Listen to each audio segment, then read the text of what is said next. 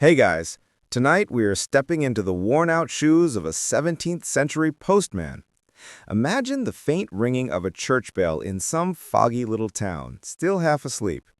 The sun hasn't even tried to peek over the rooftops yet, and here you are, tugging on boots that are already damp from yesterday's mud. The whole village is silent except for a rooster that clearly didn't get the memo about subtle wake-up calls. Your job? To deliver scraps of paper and folded parchment that could contain love, money, or just someone complaining about hay prices.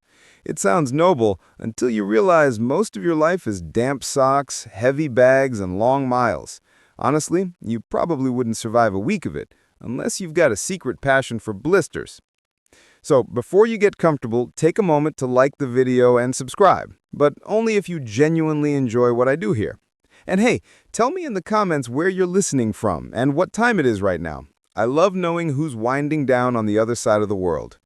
Now, dim the lights, maybe turn on a fan for that soft background hum, and let's ease into tonight's journey together. The morning bell rings and you shoulder your post bag. It's heavier than you'd prefer, but lighter than yesterday, and you already know which villages will get your grumpier side today. The post station where you collect your bag is no palace, more like a drafty stable converted into an office. There's always the faint smell of hay and horse sweat, mixed with wax from the seals on letters. You pick through the pile, some sheets of parchment for a nearby monastery, a long scroll bound with string for a tax collector, and a couple of personal notes sealed with sloppy blobs of red wax. You don't peek, of course, you're an honest postman, but you do imagine. Everyone imagines. Historians still argue whether early 17th century postal workers were allowed to carry private letters or only official ones. Some suggest that in many towns, the so-called Royal Mail ignored ordinary people, leaving private couriers like you to bridge the gap. Others argue that the division was fuzzy and villagers slipped coins into your hand to sneak letters into your bag alongside official dispatches. Either way, your bag feels like a strange blend of empire and gossip. You tighten the leather strap across your chest. The buckle squeaks. The strap is cracked. You tell yourself it'll last another season, though you know you'll end up trying to fix it with twine before long. Outside, the air is crisp. A mist clings to the fields, turning fence posts into ghostly silhouettes. Somewhere in the distance, a cow moos, sounding as tired as you feel. A mainstream fact here. In 17th century Europe, bells really did mark time since most villagers lacked clocks. You lived your life by tolling metal, whether you liked it or not. The bell doesn't ask if you're ready, it just tells you the road won't wait. As you adjust your bag, you glance at the letters again. The handwriting fascinates you. Some elegant loops of ink, some frantic scratches like the writer was in a hurry, or drunk, possibly both. There's always one letter with smudged ink, like the sender sneezed halfway through. You wonder if their loved one will laugh or just squint in frustration. A quirky tidbit. In some towns, postal workers were rumored to be able to read letters without opening them. Not actual magic, of course, but they supposedly studied the outside so carefully, handwriting, seals, even the thickness of paper, that they could guess contents. Imagine developing the Sherlock Holmes level of postal gossip just from sniffing parchment. You probably couldn't resist bragging about that skill in the tavern later. Today, you catch a faint smell of resin from one wax seal, likely frankincense, maybe shipped from far away. It's a little whiff of the world beyond your muddy roads, and it makes you grin despite your yawns. As the bell fades, you adjust your cloak, tug it tighter around your shoulders, and step outside the station's low door. The world is gray but expectant. Your boots crunch against gravel. Somewhere a dog barks, already warning the neighborhood that you're up to something suspicious. Delivering mail, the most scandalous of crimes. You think briefly about the monks down the road. They'll want their parchment before their midday meal, otherwise they'll grumble in Latin that you can't understand but definitely feel in your bones. The manor house wants their long scroll by tomorrow, but you'll try to get it there today, partly to avoid trouble, partly to avoid storing that heavy thing in your bag overnight. And the personal notes, you know, those are the real treasure. The villagers you hand them to will squint at the seals like they're holding the crown jewels. The morning air is damp, but you breathe it in. Better than the stale hay inside. Your legs already ache, though you haven't gone far, but there's a certain peace in the ritual. Step, bag shift, creak of leather, deep breath, repeat. You glance at the horizon. It's a pale smear, no sun yet, but enough to guide you. And somewhere down that road, miles away, someone is waiting for a folded square of parchment that might change their whole day, or at least give them a reason to gossip with their neighbor. And with that thought, you begin your route, bell still echoing faintly behind you, the day stretching ahead like one long parchment scroll waiting to be unrolled. The road greets you the way it always does, with mud. Thick, slippery mud that sucks at your boots as though the earth itself is trying to steal your footwear. You set one foot down, it squelches. You lift it up, it makes that ridiculous slurping noise you swear could wake the dead. There's no escaping it. Roads in the 17th century are more suggestion than infrastructure. You start off anyway, one cautious step at a time. Your bag bumps against your hip, its weight swinging like a pendulum. Every few paces you adjust the strap, but it never feels right. Maybe it's designed to keep you humble. Mainstream fact. In most parts of Europe during this time, roads outside the biggest cities weren't paved at all.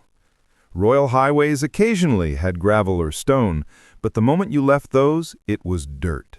Dirt that turned to dust in summer and knee-deep muck in spring.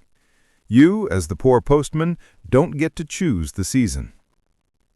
You try to picture what this same road will look like in a few months. Dry, dusty, perhaps even pleasant. But that's not today. Today, the mud tries to swallow your boot with every step. At one point, you nearly topple forward, arms flailing, bag swinging dangerously close to landing in a puddle. You recover, looking around sheepishly, even though the only witnesses are crows perched on a fence. One caws, as if laughing at you. You mutter something unrepeatable under your breath and keep going. Historians still argue whether couriers like you more often walked or rode horses. Some say the government-issued routes were almost always covered by mounted riders.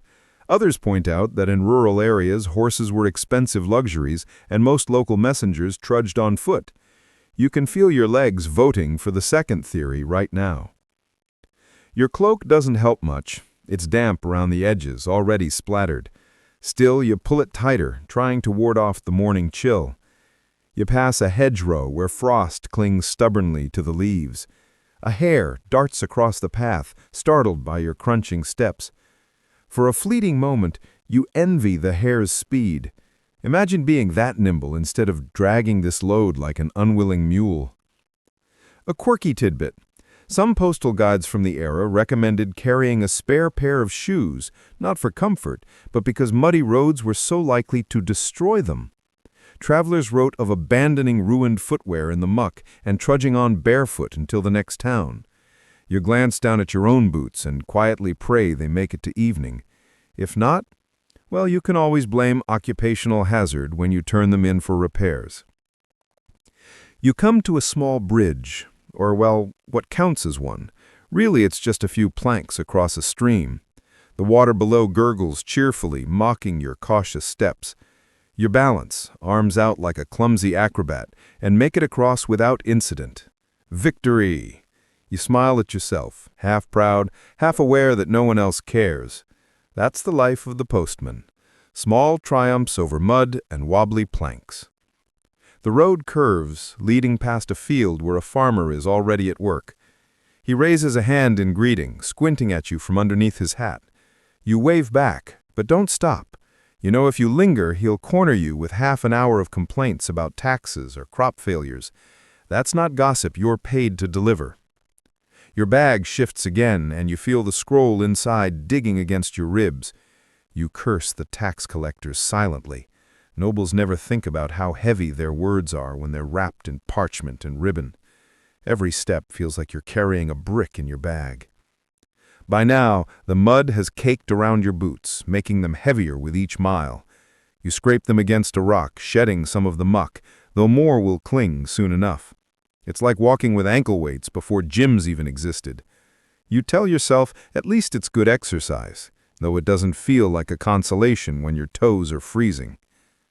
The village bell behind you has long faded, replaced by the steady rhythm of your own trudging. The world feels quiet, like it belongs only to you and your letters. The mist lifts slowly, revealing hedges, thatched roofs in the distance, and the faint promise of the next stop. And through it all, the slurping mud, the swinging bag, the chilly air, you keep going. Because someone, somewhere, is waiting for you to appear at their door with ink-stained parchment. Whether it's a love note, a tax demand, or just an uncle reminding them about hay prices, you're the thin, muddy line connecting them all. The road has flattened out now, less mud, more rutted dirt. Your boots are still damp, but at least they're not being swallowed whole anymore. The morning is brightening, the mist thinning into gentle wisps that cling stubbornly to low fields. Birds are louder here, sparrows darting between hedges, crows overhead, and the occasional goose honking as if it's auditioning for the role of roadside alarm clock. You pat the bag at your side. The letters rustle faintly, almost like they're whispering their secrets to one another. And here's the thing, you can't help but wonder. Each folded square, each parchment scroll sealed with wax is a locked door you'll never open. You're the courier, not the reader. But the curiosity still hums. Mainstream fact, by the 17th century, letters were folded into their own envelopes, self-sealing, with wax and string, rather than slipped into the paper envelopes we think of today. Privacy was, in theory, absolute. Of course, privacy is also a suggestion, and you can't help noticing how tempting those wax seals look. One particularly fancy letter juts against your ribs. Its seal is pressed with some kind of crest, probably belonging to a minor noble who insists on adding 3 extra flourishes just to remind you he's important. Another is less tidy, wax dribbled down the fold in a lopsided blob. You smile. Someone clearly struggled with their candle. Maybe they were in a hurry, or maybe they were just bad at it. Historians still argue whether peasants commonly wrote their own letters or relied on scribes. Literacy rates were uneven, and in some places, only priests or notaries could reliably scratch out correspondence. So when you see a clumsy blob of wax, you imagine some frustrated farmer squinting over his inkpot, muttering about how much trouble it is to write 2 pigs for sale. You shake the bag gently, listening to the muffled rustle. Each letter has its own weight, its own voice. You picture them not as paper, but as personalities traveling with you.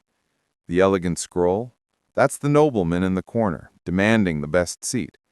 The smudged one, that's the shy neighbor who always mumbles at the tavern. And the one that smells faintly of resin, that's the mysterious traveler leaning back with secrets they won't share.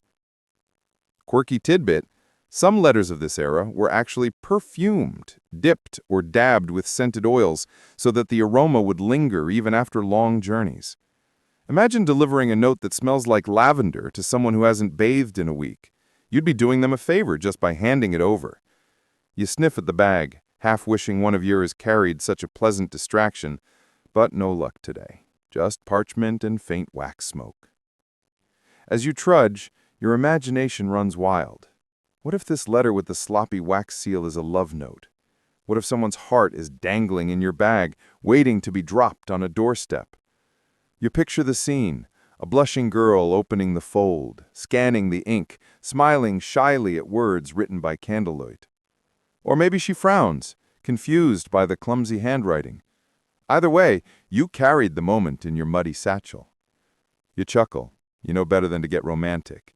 It's more likely a merchant nagging about late payment. Still, your brain insists on daydreaming.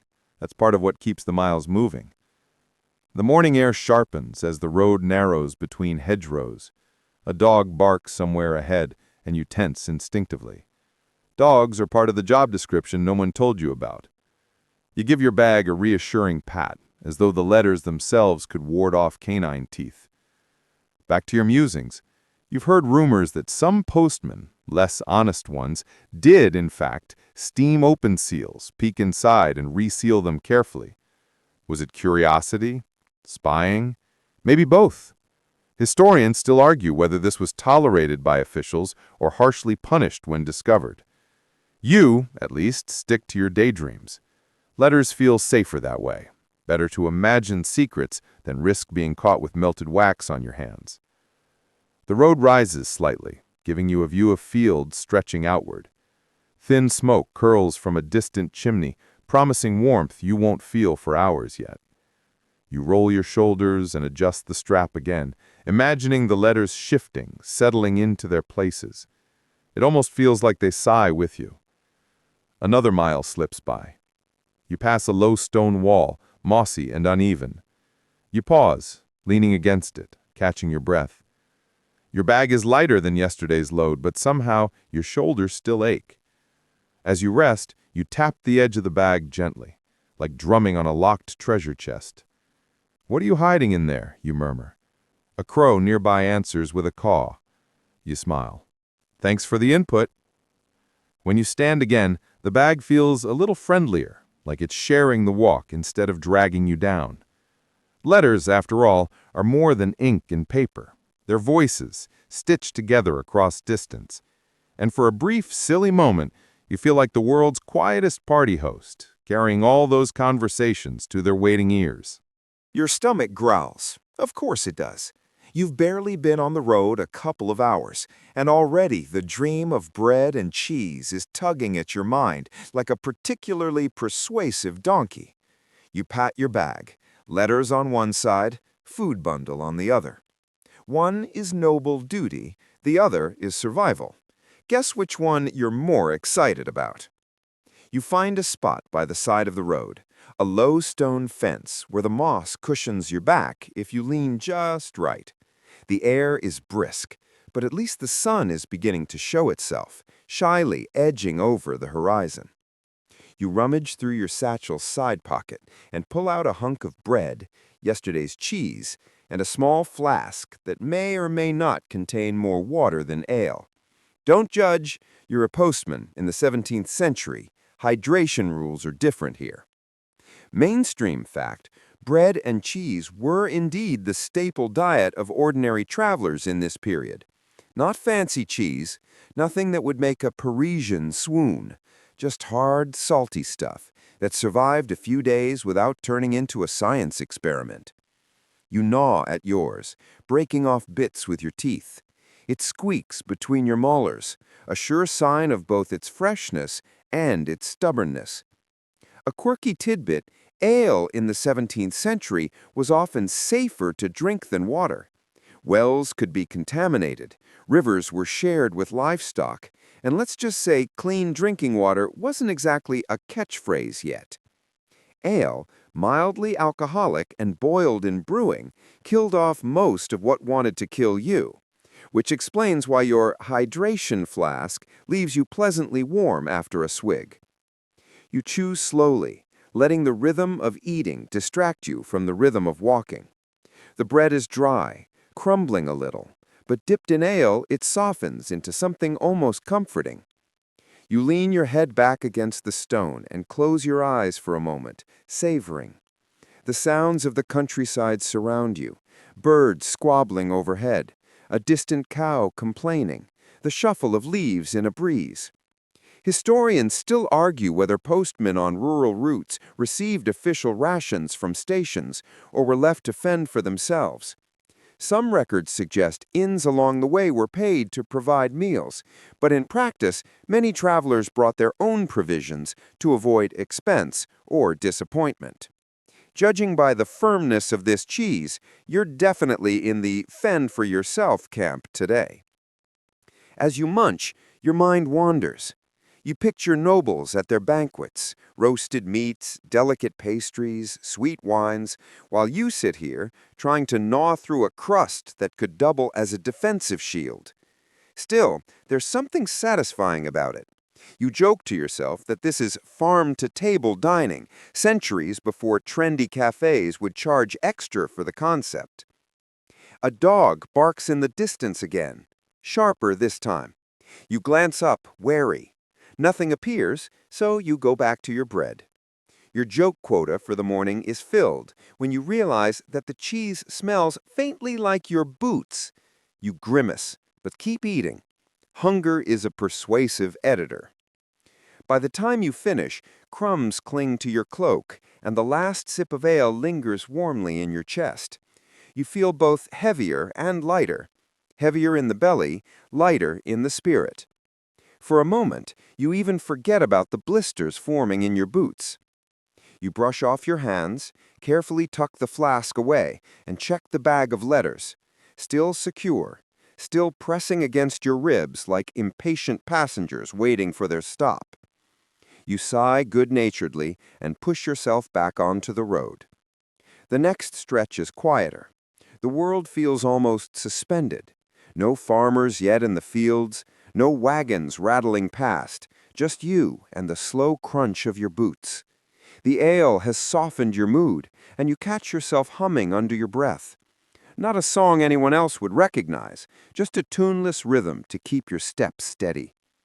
You imagine how your day will look in 100 years. Will someone laugh at how quaint it seems to carry paper across mud for hours on end? Or will they envy the slowness, the quiet, the absence of ringing devices demanding attention every 5 minutes? Historians still argue whether postmen on rural routes received official rations from stations or were left to fend for themselves. You know firsthand that they were both harder and simpler. Harder on your feet, simpler on your mind. A gust of wind tugs at your cloak. You tighten it, tug the strap of your bag into place, and start walking again. The taste of bread lingers faintly, mixed with the tang of ale. It's not luxurious, but it's enough to fuel another mile, maybe 2. And so you move on, a little heavier in the belly, a little lighter in the spirit. Still the quiet thread weaving villages together, one folded letter at a time. The rain eases, replaced by the quiet chatter of the road itself, boots squelching, bag creaking, and the occasional bird startled from the hedgerows. You're in the long middle stretch of your route now, where boredom and curiosity battle it out in your head. Fortunately, the road brings company. A farmer appears first, pushing a creaky wheelbarrow stacked with kindling. His hat sags low over his eyes, and he lifts it briefly to nod at you. You nod back, polite, careful not to slow down too much. You know from experience that if you pause, he'll launch into a 30-minute debate about whether the new tax collectors are secretly allergic to honesty. You let the nod do the talking and keep walking. Not long after, a group of children trails you for a few paces. They giggle at the sight of your bag, whispering as though it holds treasure. One brave boy asks, "Is it gold?" You chuckle and shake your head. "Better," you whisper. "It's words." They blink at you, confused, then burst into laughter as if you've just told the world's worst riddle. Before long, they peel off back to their cottages, still giggling. Mainstream fact: in the 17th century, children were often fascinated by letters because so few of them could read. A folded parchment sealed with wax was as mysterious as a locked chest, and the bearer of those secrets, yes, that's you, seemed almost magical. A quirky tidbit: some towns grew so familiar with their postmen that children would follow along the route to announce their arrival, like an impromptu parade. Imagine a gaggle of kids shouting, "Letters! Letters!" while you trudge, pretending you're not flattered. You wonder if you'll earn that kind of following one day, or if you'll just keep getting mocked for muddy boots. As the road curves, a dog trots out from a yard. You freeze. It stares, head cocked, tail stiff. Then, just as you prepare for battle, it bounds over and starts sniffing your satchel. You exhale in relief. The dog clearly has a nose for parchment, or maybe the faint whiff of cheese still lingering from your earlier snack. You gently push it away, laughing under your breath. "Sorry, boy, no bones in here, just overdue tax notices." The dog sneezes, unimpressed, and wanders back to its yard. Historians still argue whether rural postmen were seen as trusted figures or treated with suspicion. In some regions, villagers greeted the courier warmly, eager for news. In others, they eyed him warily, worried about spies or gossip. Judging from the mix of giggles and barking you've received today, the truth is probably somewhere in between. The road grows lively for a moment as you meet a peddler with a cart full of pots and pans.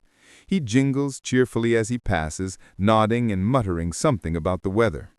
You glance back and notice the children from earlier tailing him now, fascinated by the clanging metal.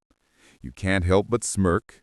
Apparently, your bag of words lost its shine to shiny cookware. Typical.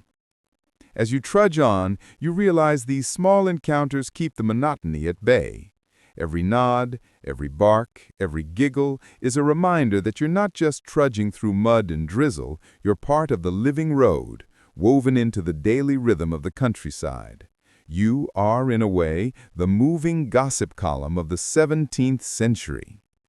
You glance down at the letters once again. They don't reveal their secrets, but you can imagine the voices waiting at the other end, the noble sniffing at muddy boots, the sweetheart clutching a folded note, the farmer sighing at overdue debts. And scattered along the way are the children, dogs, and curious strangers who make your day feel less like a lonely march and more like a wandering play. The sun peeks briefly from the clouds, casting a shimmer on puddles and glints on your damp cloak. You grin, just a little. For now, you're less a soggy scarecrow and more a reluctant hero, carrying not swords or gold, but words that will ripple out in laughter, arguments, sighs, and maybe even a kiss or two. The road decides it has had enough of being polite. The sun creeps higher, but instead of warming you, it just makes the clouds of your breath look slightly ridiculous. Then the drizzle begins. Not a dramatic storm, not the cinematic kind of rain that lets you yell, "Curse the heavens!" Just a steady mist that seeps into everything. Your cloak absorbs it like a sponge. The shoulders go first, then the seams, and soon you feel each drop sliding down toward your elbows. You tug the hood tighter, but it only shifts the discomfort. The bag on your side seems to grow heavier, as if the letters themselves are sulking about the weather. The wax seals hold, thank goodness, but you picture their edges softening with every damp gust. The last thing you want is to deliver someone's heartfelt letters smelling like mildew. Mainstream fact: early mail routes in Europe didn't stop for weather. Rain, wind, even snowstorms, couriers were expected to push through. The motto of reliability wasn't carved into postal services yet, but the expectation was already there. If people had trusted you with their words, you delivered, soggy boots or not.